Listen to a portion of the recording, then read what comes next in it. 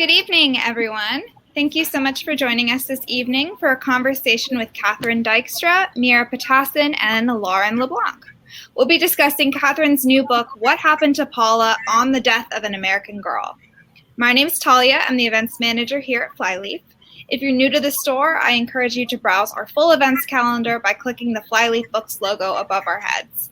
I've been busy adding listings to our calendar for the summer and fall seasons, and there are many more to come. So please be sure to follow us on Crowdcast so you don't miss anything. If you'd like to support the store and our guests, please keep in mind that we have copies of Katherine's and Mira's books available here at Flyleaf. We are open for browsing, so you can come in to shop or click the link below our faces to buy your copies. If you've already bought a copy but you'd like to support our programming, there is a little donate button below our faces, and if you want to send us like $1 or $2, we really appreciate that, and it does help us continue to offer events for y'all. And before we begin, I'd like to give a quick shout out to Guernica magazine for their partnership in promoting this event. Guernica is a nonprofit magazine dedicated to global art and politics, published online since 2004. You can learn more at their website, guernicamag.com. That's GUERNICA mag.com. And I will introduce our authors and we can get started. First up, Katherin Dykstra is a writer, editor, and teacher. Her essays have been published in the Washington Post, Poets and Writers, and Real Simple, among other periodicals. She lives with her husband and 2 children in New Jersey. Her new book is called What Happened to Paula? All right, up next, Mira Ptacin has written for NPR, Guernica, New York, Tin House, and Vice, among other publications. She teaches memoir writing to women at the Maine Correctional Center and lives on Peaks Island, Maine. She's the author of Pour Your Soul, a memoir, and The InBetweens, The Spiritualists, Mediums, and Legends of Camp Etna.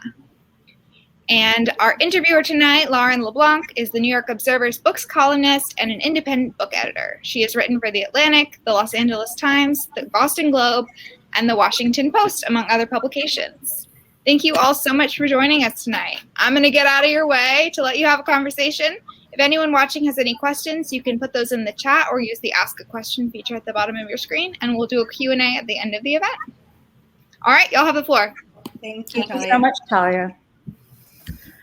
It's so great to be here tonight with these 2 terrific writers. I was lucky enough to overlap somewhat with Katherin at Guernica, where we were both senior editors. And it's also where Katherin met Mira, working on an essay some time ago. And I wrote in the Observer earlier this summer, well, summer just began, but that Katherine's book was interesting to me insofar that true crime is not my typical go-to genre. And what piqued my interest was that it wasn't necessarily Katherine's first grab to write this book either. And yet she had been working on countless essays as an editor at Guernica and elsewhere, and with students about their experiences surviving and working through sexual assault as women. And so this became kind of an onslaught. And so Katherin actually had worked on a piece at Guernica with someone named Kelly Sunland. And what interested me was that piece became one of the most popular pieces to be published on through Guernica. And it went on to be a 6-figure book. However, the fact that it felt like it was a cliche, these constant streams of pieces that are constantly written about the same topic, what interested me is that it isn't necessarily a cliche when it becomes this overwhelming number of things that are out there. And why do we classify it as a cliche? And what about those essays is relevant and what can we look at them? And is true crime a way into having these conversations and being able to give a fresh eye as editor or writer to these stories, as memoir another way? Mira and Katherin both use that in order to talk about a larger sociological conversation about women's safety and well-being and their place in society. Yeah, well, if I could start by just telling a little bit about the book, the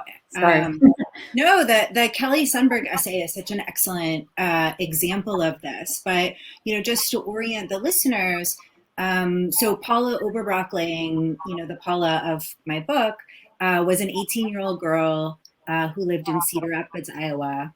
And she had just graduated from high school in 1970 when one evening she left her home and didn't return, as they do. And 4 months later, her body was found adjacent the Cedar River by these two boys who were hiking with their father. When I met my husband, his mother, my now mother-in-law, was working on a documentary film about Paula's death. The two had they went to the same school, but they never overlapped in Cedar Rapids. And she had always sort of been haunted by the fact that this case had never been solved. And they invited me, the family invited me, my boyfriend's family, to go to Cedar Rapids with them to start work on this documentary film. I was a journalist, and they said, you can conduct interviews, or we can talk about lines of inquiry. And it was the very last thing I wanted to do. The idea of thinking about the grisly, homicide of some young girl was something that I couldn't go there as a young woman who was living on her own in New York. I sort of depended on this, this feeling of, security that, I couldn't let in the fact that there was risk around me. But I went on the trip anyway. And then flash forward, 6 years, and Susan came back to me, and because the crime was never solved, she sort of was running up against this problem of, well, it's not this traditional true crime. I can't tell this story in the way that stories like this have been told before. And she said to me, I really think that this is a nonfiction project. I want you to look at it again. And at this point in my life, I was now married, I had just had my first child, and suddenly my whole life had just turned on its head. And I was seeing all of the ways that my life was affected and my husband's wasn't. I quit my jobs, I stayed home, my body was a wreck. There were just so many things. And it was sort of one of the first times in my life that it dawned on me that, my womanhood was sort of, a strike against me. Enter Paula, and I started looking at her case, and I saw all of the incredible risk and the things that she had circling her, and I just became furious. And it was sort of with that fury that I was able to write this book. You mentioned Kelly Sundberg, and that was, so Kelly Sundberg wrote an essay for Guernica called "This Will Look Like a Sunset." And I accepted the piece, but I had really sort of, I had reservations about it really deep down. It was this beautiful piece about domestic violence. And where were you at the project with Paula when you got this piece? So this was before. Okay. But I think, so I edited the Kelly piece before I came to Paula, but I write about it in the book. And I do think that the realizations that I had while editing the Kelly Sundberg piece definitely factored into the way that I approached Paula's story with regard to, taking it away from, the idea that stories that might seem cliche, i.e. Kelly Sundberg's piece was about domestic violence, and I had sort of been trained by, I don't know what, to believe that these stories were cliche. When the first piece I ever had published was in an anthology called 20-something essays by 20-something writers. And one of the pieces in there was called Cliche Rape Story. The idea being that what else is new? Domestic violence this violence is everywhere. Rape is everywhere. What's there to say? And so I sort of had that in my mind when I got the Kelly piece. But then lo and behold, as you point out, once it was published, it was the most, commented on circulated piece that we had ever published. And, you know, she got a 6-figure book deal, as you mentioned, and et cetera, et cetera.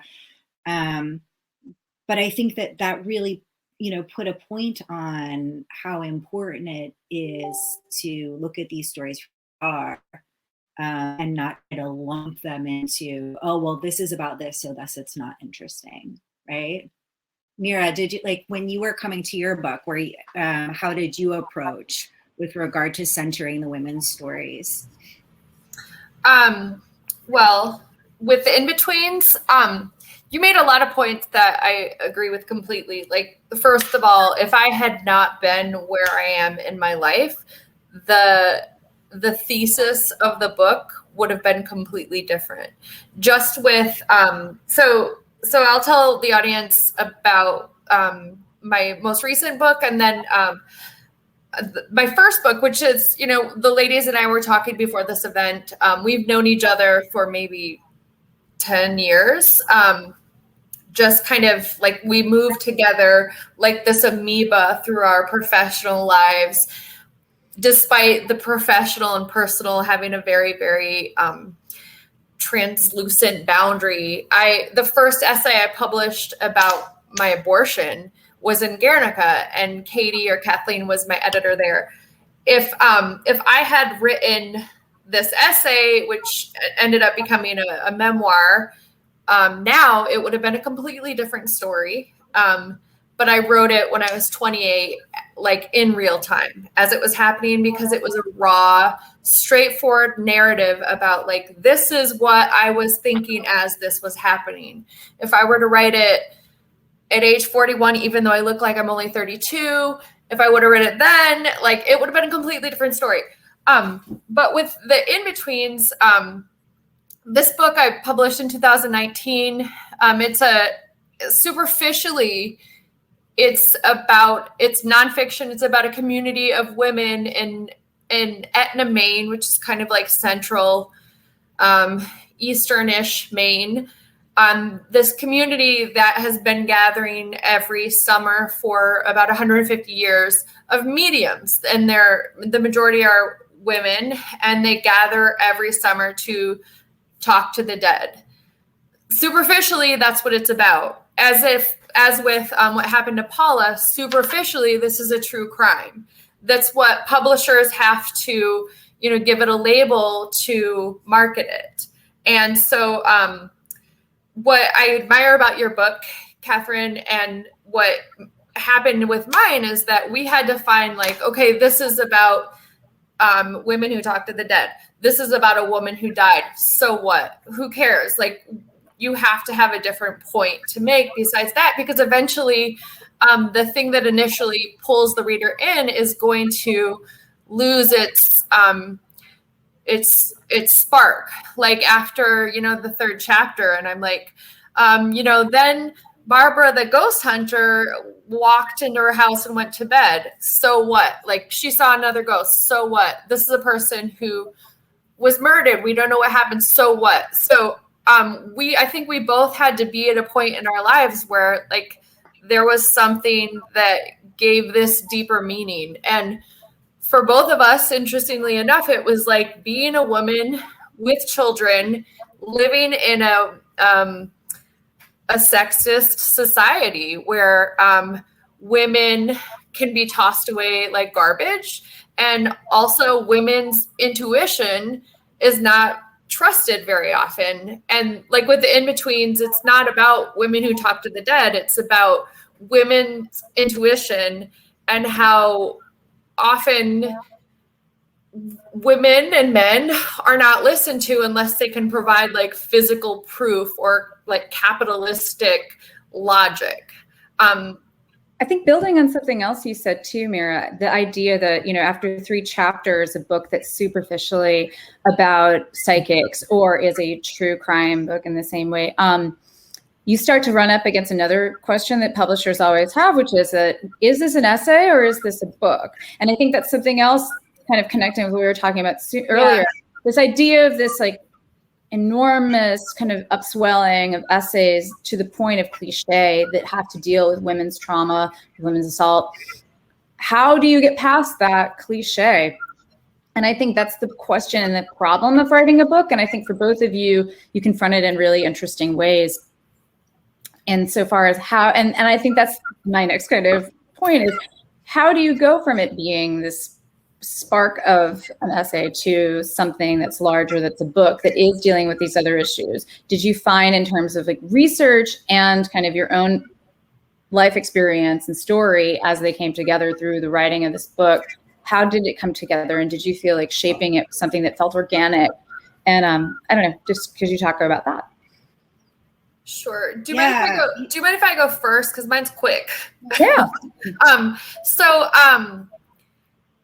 Mine could have just been an essay, and that would be fine. And the essay that I'm just so grateful for Kathleen to publish and work with me was a scene in which I like chose to have an abortion. Like when I found out what the fetal abnormalities were and like what was going on in my head, and that could have been enough to show people, like my purpose was, this is what it feels like. This is how a person makes a decision in the moment, rather than like, you know, sometimes some people who are anti-choice are like, oh, that person is using this as a form of birth control or something. Like it's way more complicated and messy. And there's so many different ways this happens.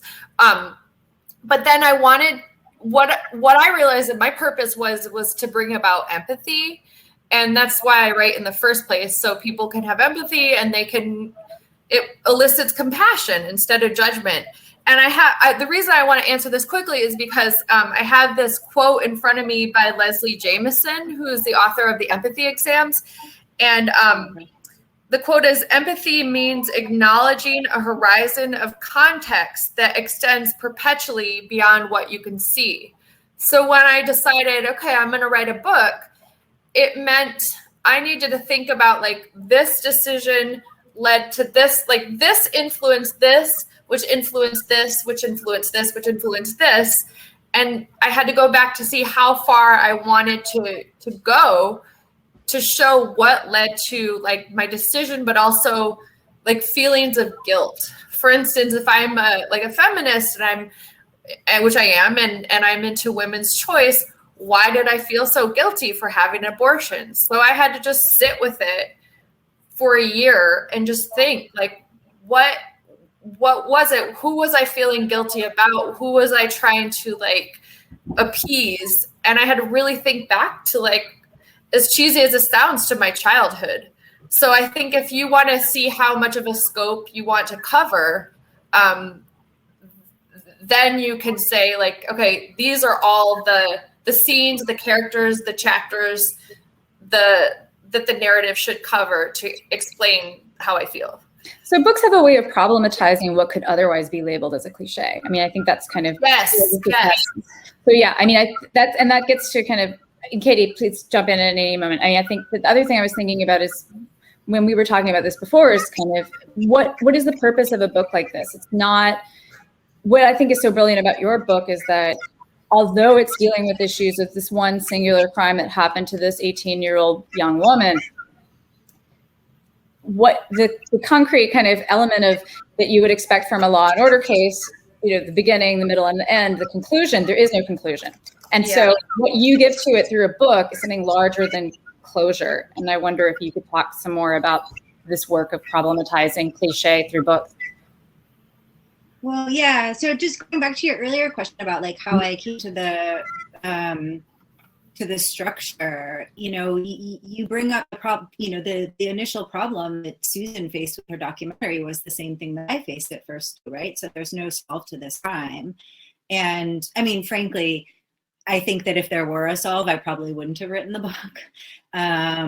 However, you know, Susan was told left and right, who cares? Who cares about this dead girl?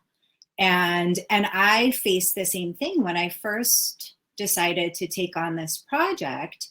My idea was that it would be a reported piece with no first person perspective.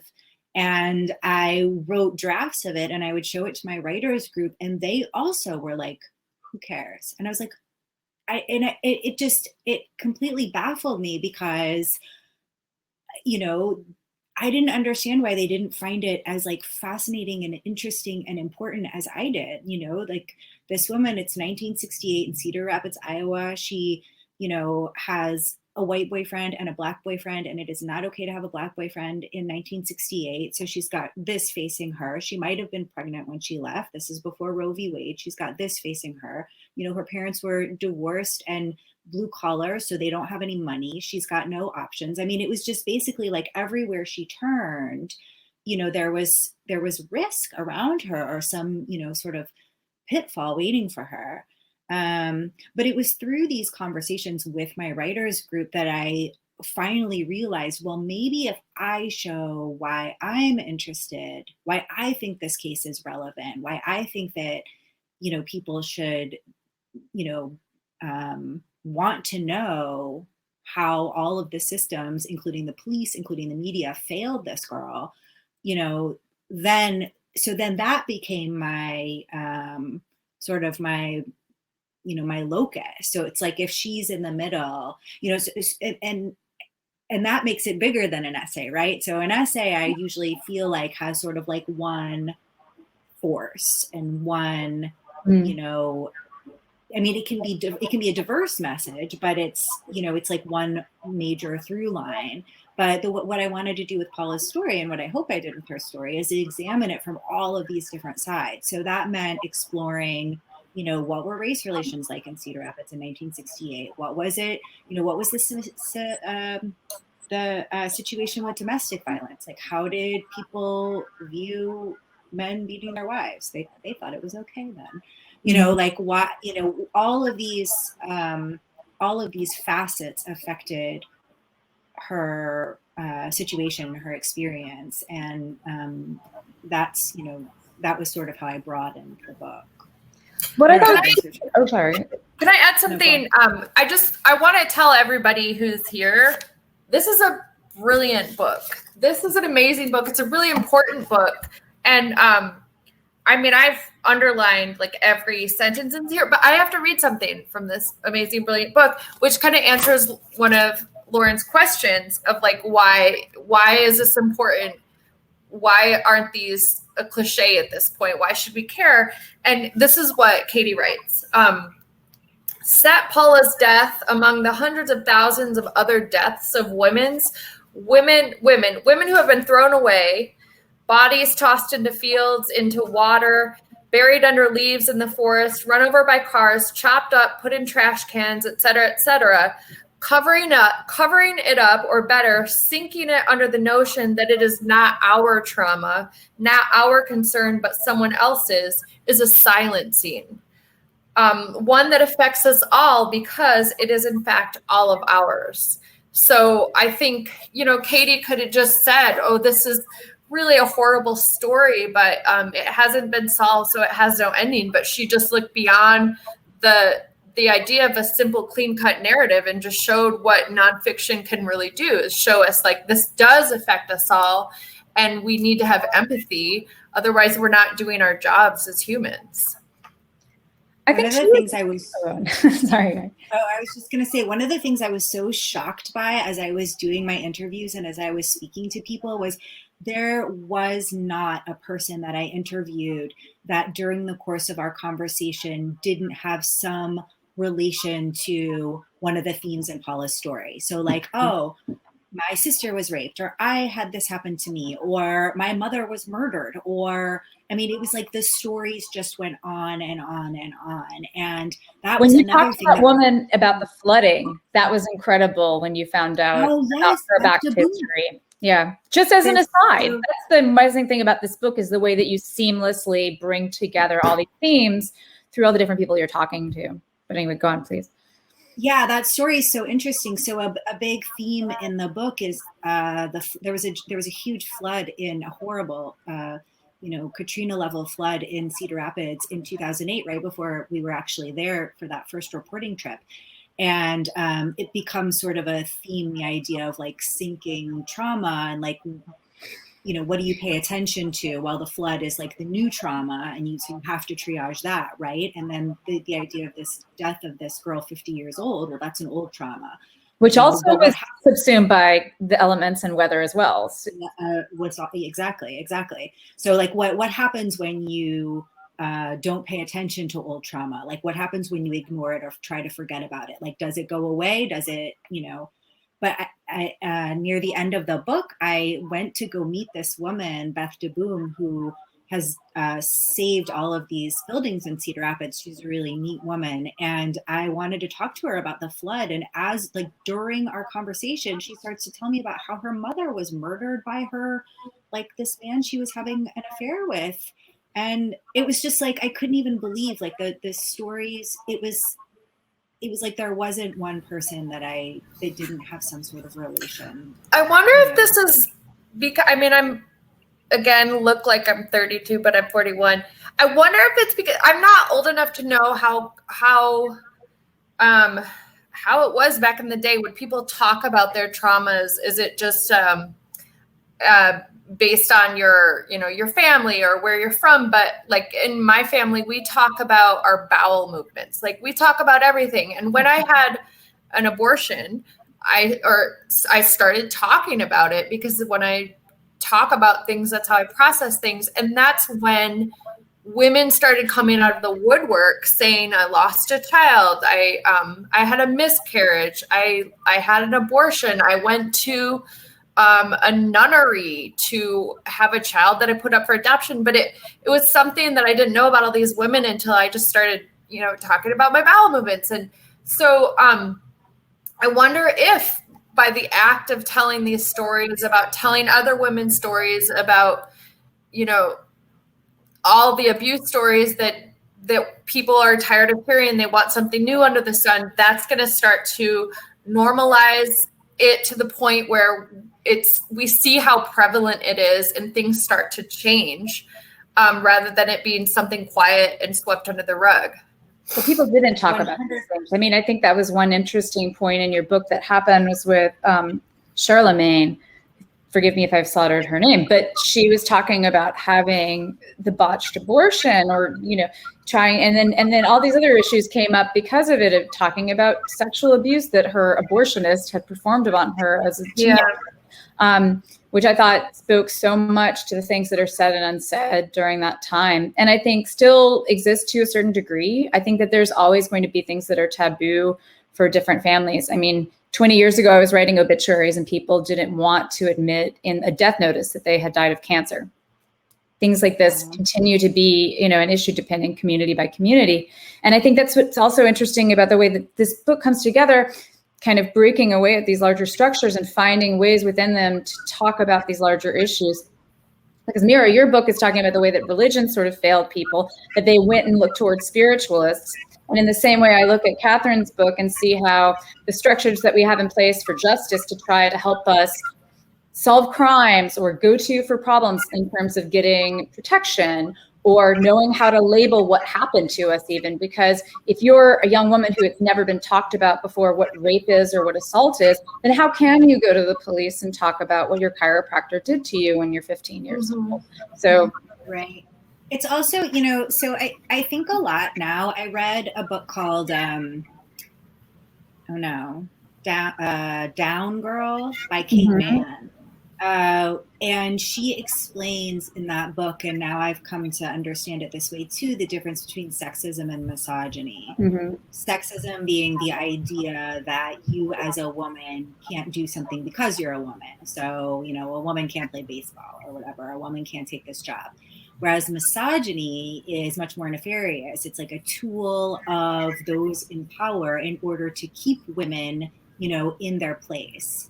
And I think that, what we're talking about here is these shamings, right? So if you've had an abortion, if you've been pregnant, without a husband, if you've, 100 different things, there's this sort of, in the ether, this idea that you can't tell anyone because it's shameful. Well, the reason that those shamings are there are so that women get married and have children the way they're supposed to, so they stay with their husbands, so they, keep the house clean, whatever it is, you know, and I think that, you know, we're discussing the idea of like, the more we vocalize these things, the more we make it not shameful, right? You know, because the thing with shaming is it's like self-imposed, right? Like you know, if there's something that you've done that you feel bad about, well, you keep it quiet because you're, you know, afraid of judgment. You're afraid of what somebody else will think, you know, and then you thus keep yourself in your place on your own. But if you vocalize, you know, like with the Me Too movement's amazing, or the shout your abortion, you know, this idea that like, oh, I'm not the only one. And then suddenly it's like, well, wait a minute, maybe I don't need to feel bad about this. And then it's like, well, wait a minute, I can do this and, you know, move on with my life. Well, demystifying things in general, I think, is a way of breaking cycles of violence, because I think that was always something that was interesting to me growing up with a mother who is a social worker, hearing that people who are abused so often go on to become abusers, and that cycle happens because people don't talk about what happened to them and they perform out what happened to them. Is a way of processing things. And that's my non-psychological way of looking at it. But anyway, but Mira, you were about to say something. What was that? I forgot what I was going to say. I'm sorry. No, I was demystifying or shout your abortion. Or I think it was about just, I don't know, maybe it wasn't a complete thought yet, but, you know, when we started this discussion, it was kind of about how, as editors and, you know, 10 years ago, I was running this free range nonfiction reading series in New York, and it was nonfiction, and people would submit what they wanted to read to the crowd.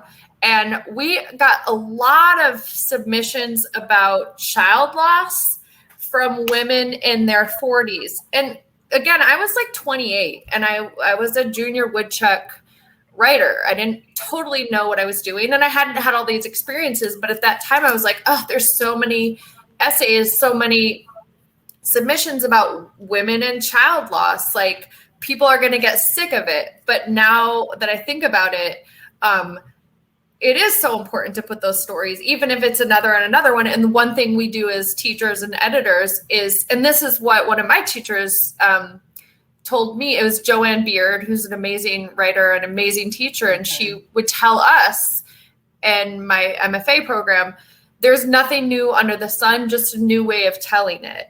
Because we would get, people in the workshop, people would be abused by priests, by their husbands, someone lost a mother, the stories that were really traumatic. And she would say, okay, but you need a new way of telling it, and you need to make it a little fresher and newer to get people to keep people's interest.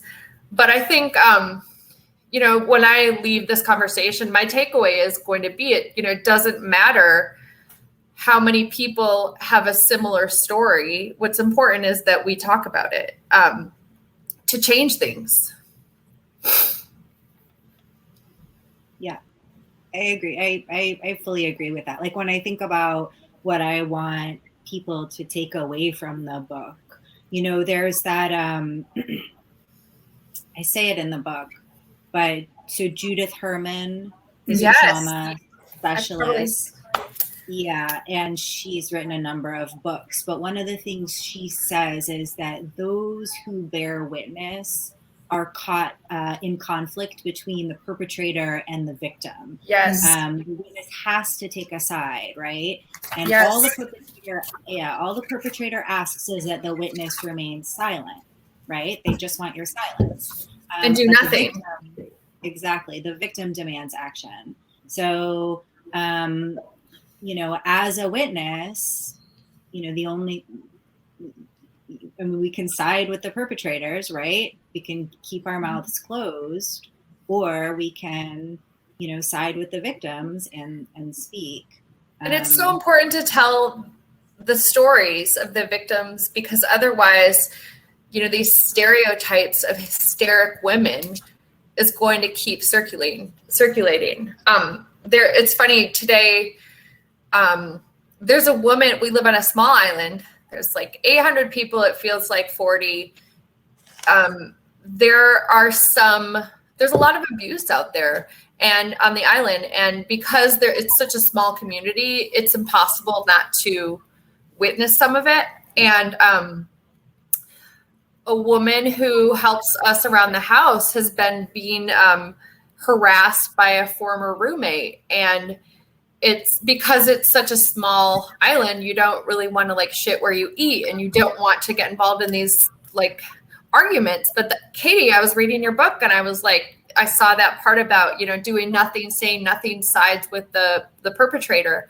And the woman, her name's Kristen, who works with us, she's being harassed. She's filing a protection, I don't know what it's called, when, like a restraining order, basically.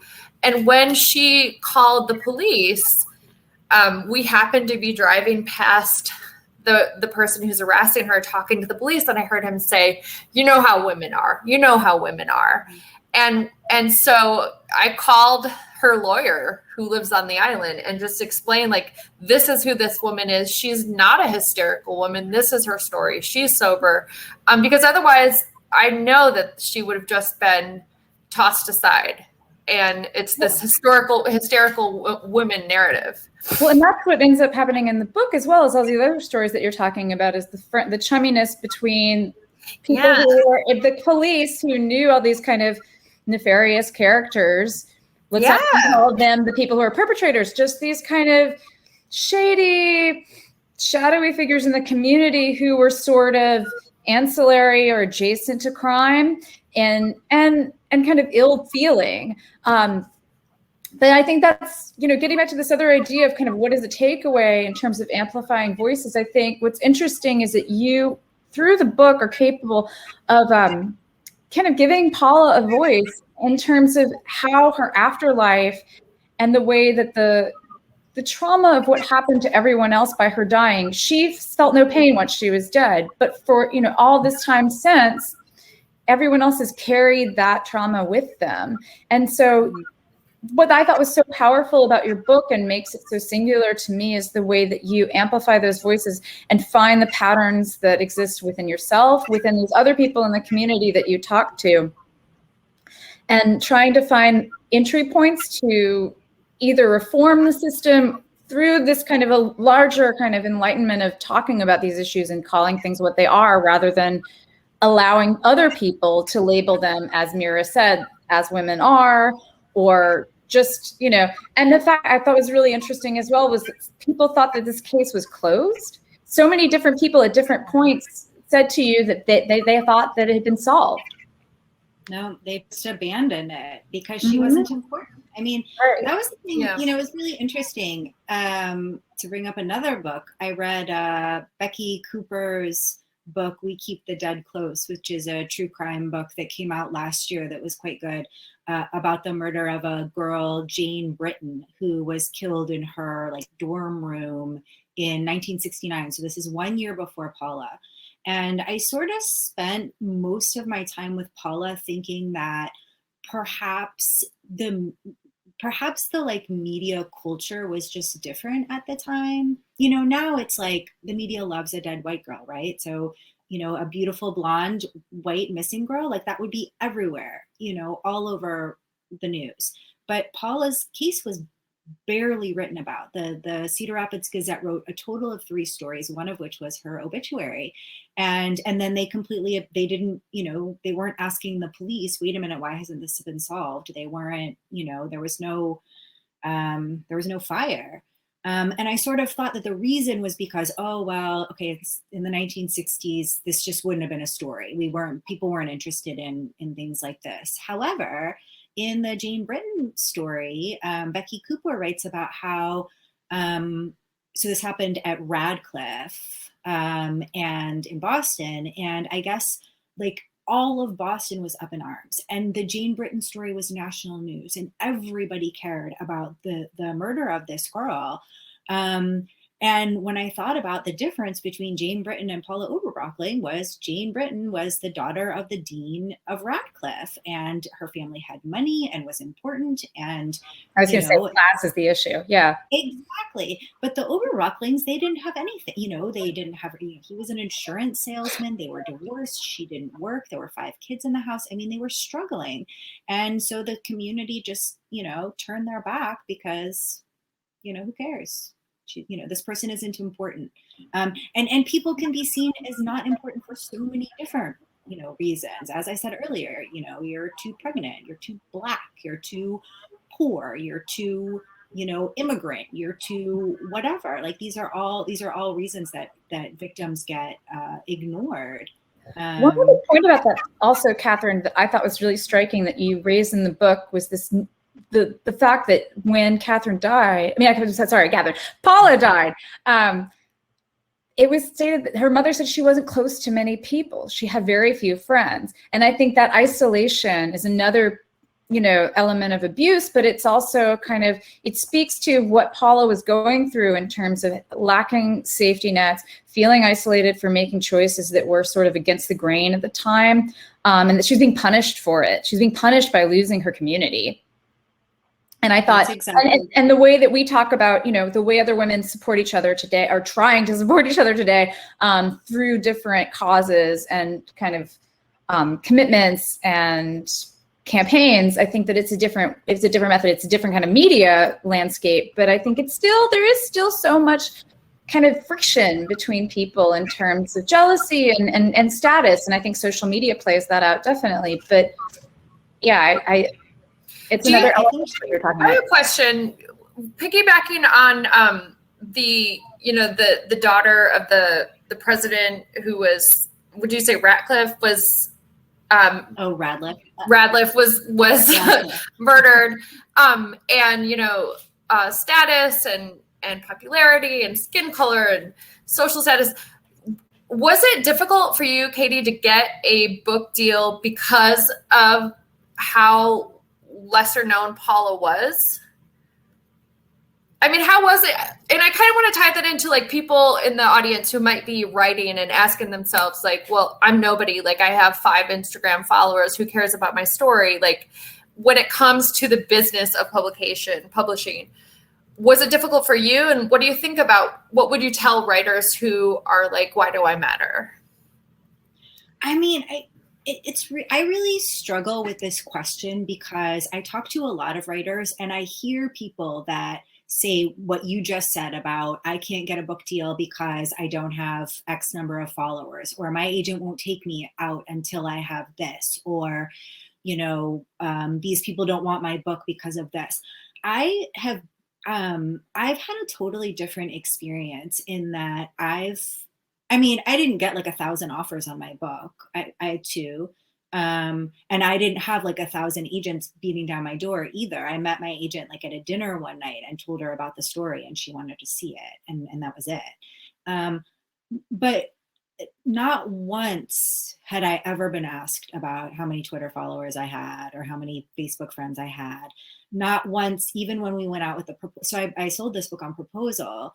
When we proposed this book, we didn't include any platforming, so it, I think my agent, and I'm proud, and I feel good about this, and I hope this continues to be my experience, but they really just rested the sale of the book on the writing and on the work, more than on, and who knows how it will sell. And maybe if I had 1 billion Twitter followers, it would be on the bestseller list, which it surely is not. But, so no, I didn't, that wasn't an obstacle that I faced, though I hear about it a lot. I'm really glad to hear that, though. I'm really glad to hear that. Yeah. Well, I know, Mira, didn't you have trouble selling your first book because of the content? Oh my gosh. Yes. So much trouble. In fact, my first book is about a whole lot of things. And I wrote the book first, as you're supposed to do with memoir. It's hard to sell a memoir and proposal, but things change all the time. So I don't really know. It took me maybe 6 years to sell the book. And the most common response that I got from editors was that we don't know how to market a book about abortion. which just made me want to shoot my face off because that is one chapter. It's about a million different things. There's just like, that's kind of within the scenes, that's like the tipping point. I went through 2 agents and ended up selling the book myself after my second to last agent ended up saying, like, I can't sell this, let's move on. But I just emailed it to an editor on a whim, and he was a fiction editor, and he said, I'll take a look, and it worked out. But it's because maybe it's because he's a fiction editor and just said, you know, he didn't think about this being a book. This is about abortion. This is the theme. This is the topic. This is where we're going to put it in the bookstore, which was really helpful. But it was really, really hard to sell because of that excuse or that one way of looking at it. Yeah, I do think that women's stories, I think I'm heartened by what I see around me, and that I feel like there are so many good books by women that have come out and are coming out. Oh my God, it's getting so much better. Yeah, it really is. But I do think that traditionally, and probably still, you know, there are so many women, like stories by women that still aren't told and aren't getting the day.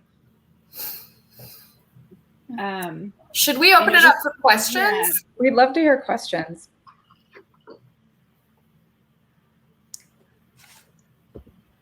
I have oh, there we go.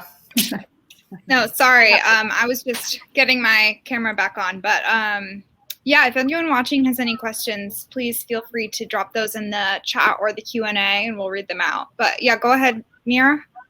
I was going to ask Katie, is it too soon to know what you're going to be working on next?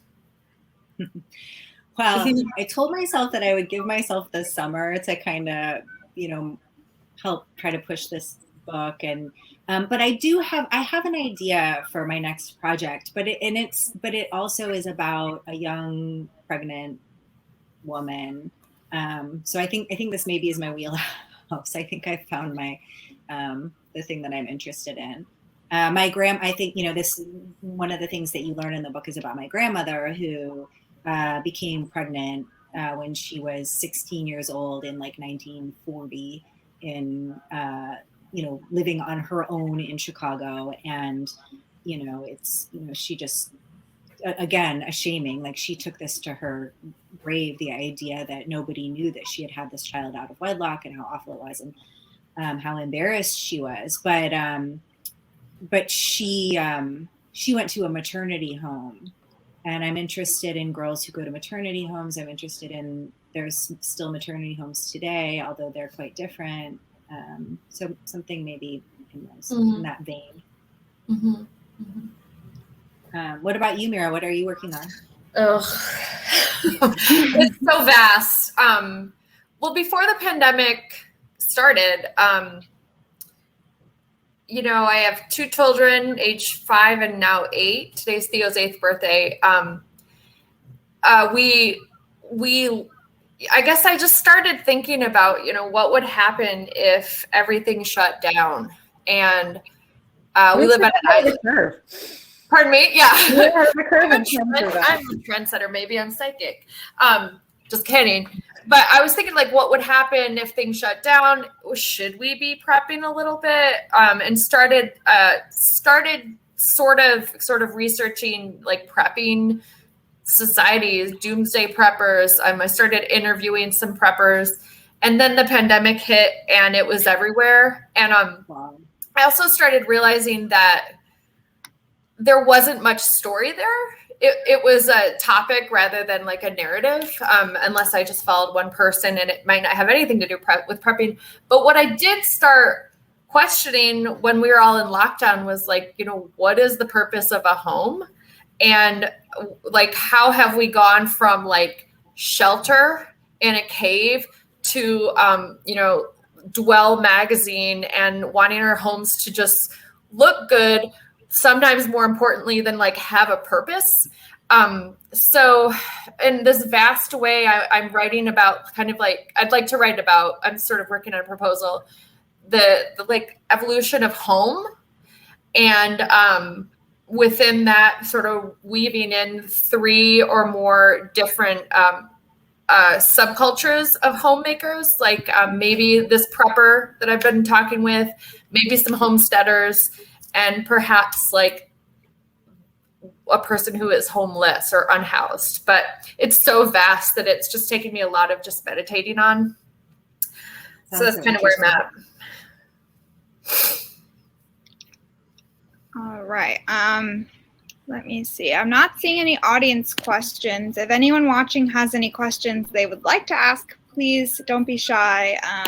Now's your chance to ask those questions. I would love to know, what are some books that you all have been reading and enjoying lately? I have been reading a lot of essays. You mentioned Leslie Jameson earlier, and I'm reading Make It Scream, Make It Burn right now. I just love her. I could just read her doing anything. And I read Trick Mirror. Oh, so good. Oh my gosh, she is just like, I could watch her write about anything. Rachel Valentino. And then I also read Rachel Cusk's Coventry, I think it is. Oh, it's so great. So good. But I'm really excited this summer to turn toward some fiction. I just want to like put everything aside for a little bit. And I just bought Circe, which I hear is supposed to be really good. You know, I was looking at the blurbs on this. So I've been reading this. I can't put it down. I'm telling everybody about it. One of your blurbs is from Lynn Stegner Strong, who just moved to Portland, Maine, which is right where I live. And so I read Want, her most recent novel. Want is fantastic. I highly recommend Lynn Stegner Strong's Want. And I'm sort of reading, I think it's called The Prophet's Son. Oh yeah, there's Want. The Prophet's Son, and I'm blacking on the author, but I put that down for some book research. And I also read Luster a little while ago by Raven Leone, and I read it in maybe 2 days. Amazing book. What about you, Lauren? I've been kind of all over the place. I've been, with my kids, I've started reading The Little House on the Prairie series, which has been interesting. But I read 2 really interesting books in tandem with one another, Wayward Lives, Beautiful Experiments by Saidiya Hartman, which takes archival work that's very, very scant, a lot of like social worker story, like profiles and police reports, and weaves them into a narrative, kind of animating the lives of young African-American women post-Reconstruction, pre-World War II in the United States, and also looking at Christina Sharp's In the Wake on Blackness and Being, which is a terrific kind of re-examination of sort of where these ideas of darkness and lightness fall into the media today. But in terms of a great novel, I read Tessa Hadley's Late in the Day, which I had never read her before, and it's fabulous in terms of 2 couples who in their 50s are very good friends and have a complicated history, and one of them dies, and it sort of fractures, it brings to life all of these issues that they had throughout their entire lives. So, and what about you, Talia? It's also a book about women as artists, and the kind of the value that they themselves give their work and the way that they're perceived as well, and the space they give themselves to do their work. This is later in the day? Late in the day. Okay. Yeah. I wrote it down. Yeah, got it. So, but yeah, I think that there's a lot of terrific nonfiction coming out right now, and Rachel Cusk's Second Place is another great book that I read recently that also deals with women who are artists and looks at kind of a bunch of people thrown together in an unlikely circumstance, somewhat like a pandemic, that have to come to terms with sharing the same space and also dealing with their own ambition as authors and as artists, I should say. Yeah. Talia, what do you read? I recently. Oh, it just disconnected. Yeah. If anyone has any questions, it's not too late to ask. Mira, I think I told you the other day, I got a question recently about working during the pandemic and how I wrote during the pandemic. Oof. And how did you write during the pandemic? well, I wrote in like little bitty snippets of time and very panicky. And I got posed this question with a mail, and the man was like, "Oh, the pandemic was amazing for my writing. I had all this time and all this space." And I was like, "Oh, yeah, pandemic was really challenging. I was homeschooling 2 children under 8, and trying to squeeze in any sort of work whenever I could." I would say the writing chimed in to say that she didn't give a thought about your Twitter followers. So what did you say? Your acquiring editor chimed in, Ashley. Mine? Right? Yes. Oh, Ashley's here. She didn't give a single thought to your Twitter followers. See, I didn't think so. Wait, Ashley is your editor? Ashley Patrick. Yeah. Ashley, thank you for publishing this amazing book. I'm obsessed. It's so important. It's such an important book. So important. Ashley is also a Guernica writer, and I edited a piece of hers that was dealing with complications of motherhood and birth and pregnancy. So these stories continue to be interesting. Yes, of course. Okay, please, thank you. Sorry, I dropped out, y'all. My Wi-Fi I just lost it. You had just asked me what I've been reading lately. I would love to jump in and recommend Ashley C. Ford's Somebody's Daughter, which just came out. Oh, yay. Yeah. Yeah, it's like a very difficult read, a memoir about childhood abuse and sexual assault and a bunch of other things, but it's so brilliant. Very much in the vein of like Educated or The Glass Castle, that kind of thing. But I think it'll do really well. Yeah, I think it's already a bestseller. Mm-hmm. I was going to say, I think it's already doing pretty well. Yeah, I know, but I think it will continue to do pretty well. Good. Oh, thank you for that link to Lauren. Yeah. Did y'all see this question in the chat? I don't know if you saw it when I was gone. Rafia says, I'm curious to hear how you write. Do you have any rituals? I used to write with rituals before I had kids, where I would meditate for 5 minutes, light a candle so I didn't feel alone when I was writing. But now I just try to do it as often as possible. So like with exercise, if, I don't jog for a long time, it's hard for me to run a mile. So even if it's just a little bit here and there, I try to write at least like a line.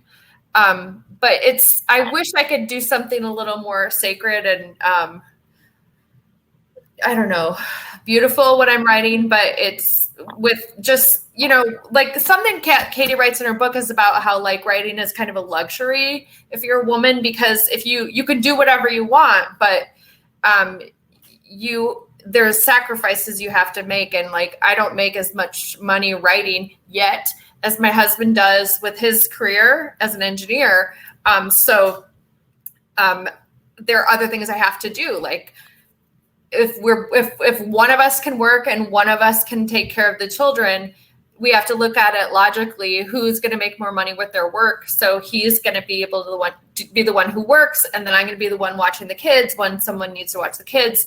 So it's taken me 10 years to be able to just sort of accept that and work with it. But so then whenever I have some time, I write. Luckily, there's summer camp, there's school opened back up again. We were homeschooling for a while. I was like the main homeschooler, which is not the best idea. We spent a lot of time in the woods. The kids don't do math, but it's hard. It's a lot of sacrifice. And so maybe the ritual I have for myself now is just like sucking it up and accepting that it's not going to be like this beautiful, serene setting, but I just jump in when I can to do it. What about you? For sure, how the pandemic has been for me. I have really bad writing habits, and that like I can't make myself write unless I've like answered every single email and like taken care of every single task. It's like the very lowest priority. And I don't know why, because once I start, I always enjoy it. And it's just like making myself start is really difficult. Yeah. So I would like to get some better habits, some better writing habits. But Mira points out, another thing that was really challenging during pandemic is like, the reason that, women were dropping out of careers in unprecedented numbers was there was no social safety net for all of these, kids who were suddenly home. So, I was lucky in that my daughter was able to go to her preschool. They kept it open, but it was a risk. I was scared. Like, I didn't know if I was making the right decision, but my son was home the whole time. What's weird? I wrote and published more things during the pandemic than I had before the pandemic. Like I've never been published in the New York Times so many times. In the past year, it was like 5 pieces because I had such little time to work with. Then I was like, I've got an hour. I'm going to write the shit out of this because it's all I've got. So I feel like in a weird way, that lack of flexibility forced me to be more disciplined. Yeah. I totally hear that. I feel that in the last 6 months, as I've been trying to push out pieces, knowing that I've got a book coming out, I've been much more prolific than I ever was. And it was just by, I had to be. But it certainly wasn't spiritual or easy. Yeah. Nothing. Exactly. Yeah, I've been home with my kids for 5 years.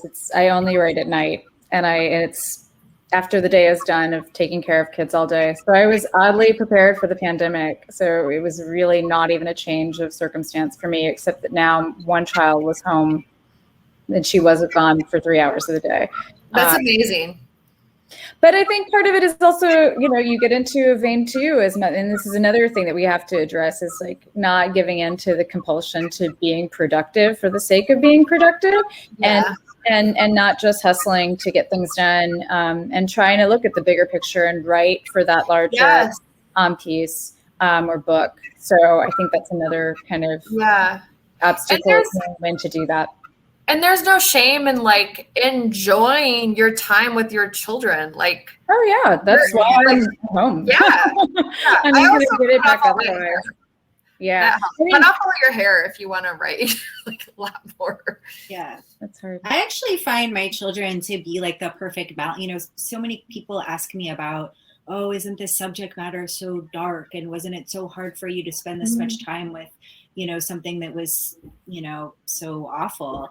But really they sort of provided a perfect balance for me in that, especially when I started this book when my son was, 16 months old, and I really needed it in order to not be completely, subsumed by, motherhood. But then conversely, I feel like the time, when it did feel dark, being around my children brought that joy. I think I needed both of those things in order to do either.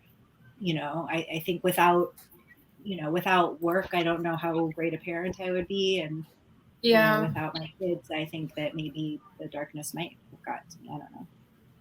Yeah. I know we're running out of time, but I'm not being paid to say this, but this is a brilliant, brilliant book. And I really encourage people to, if you can't afford it, get it from the library, borrow it from somebody. It's really going to sort of switch gears in your brain. And it's just a really amazing, highly recommend this book. Yeah, thank you. And here's Mira's book as well, everyone. So please. The cover glows in the dark, people. The hand glows in the dark. Cool. Do not let it scare you. I love that. I love both of the covers, but I love the InBetweens cover. That's such a fun little. Yeah, it's fun. All right, so we're going to go ahead and wrap up. Thank you, everyone, so much who's joining us from home. Thank you for your time and spending your evening with us.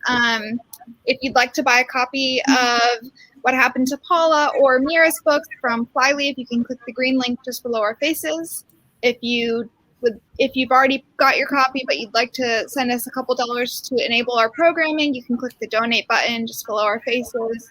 I also encourage you to look at our calendar for upcoming events to see if there's anything else you might want to watch. And all of our past events are videotaped on our Crowdcast profile, and you can check those out as well. All right. Thank you so much. Thank you. Katherine, Mira, Thank Laura. you so much. It's been a great evening. Thank you, Veronica Mac. Bye, everyone.